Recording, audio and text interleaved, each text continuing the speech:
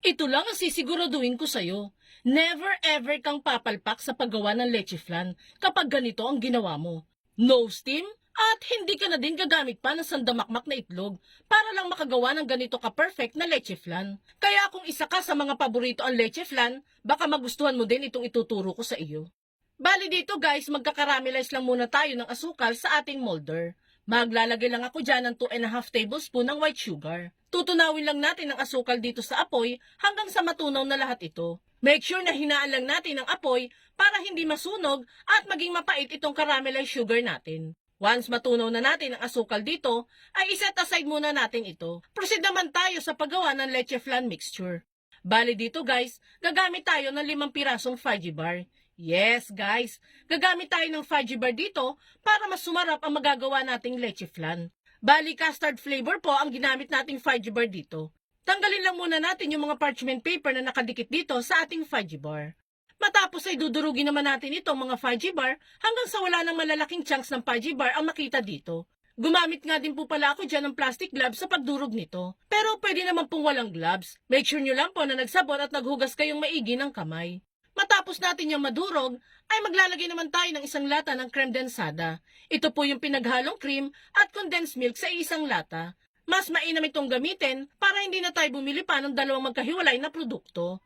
Halo-haluin lang muna natin yan at isusunod ko na dyan ang 2 pirasong medium size ng itlog. Sabi ko nga po kanina, hindi na tayo gagamit pa ng sandamakmak na itlog para lang makagawa ng perfect na leche flan. 2 itlog lang po ay sapat na. Halo-haluin lang muna natin ito hanggang sa humalo ng maiging nilagay nating itlog. At para naman maging balanse ang lasa ng ating leche flan, ay maglalagay naman ako dyan ng kaunting-kaunti lamang na asin. And last na ilalagay ko dyan ay itong 1 tablespoon ng vanilla extract. Mix-mix lang natin ito thoroughly hanggang sa magsama-sama na lahat ng ingredients natin dito. Dito naman sa isang pan ay maglalagay lang tayo ng 2 cups lang po ng tubig.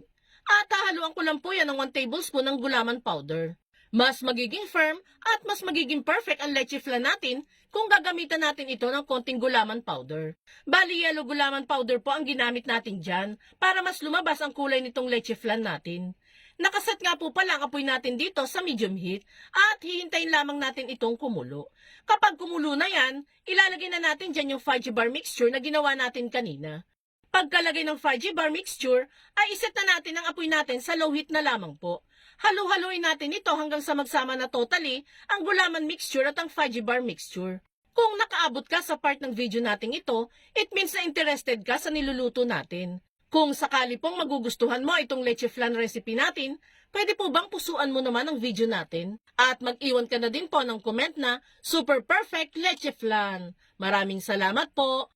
After ng 7 minutes sa pagluluto natin dito, ay lumapot na ng bahagya ang leche flan mixture natin.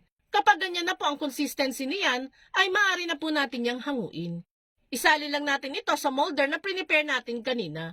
Bagsak-bagsak din po natin para ma-intact ang mixture natin dito. Palamigin lang natin itong leche flan ng 2 to 3 hours bago natin ito ilagay sa chiller ng at least 1 hour. And kapag nagset na at lumamig na ang leche flan, ay pwede na natin yang i-unmold sa ating mga molders. And there you have it guys, ready to serve na ang walang palpak at walang kahirap-hirap na leche flan recipe natin. Itag mo na din ang mga friends and loved ones ninyo at subukan nyo na din gumawa nito. Maraming salamat lagi sa panonood! Bye!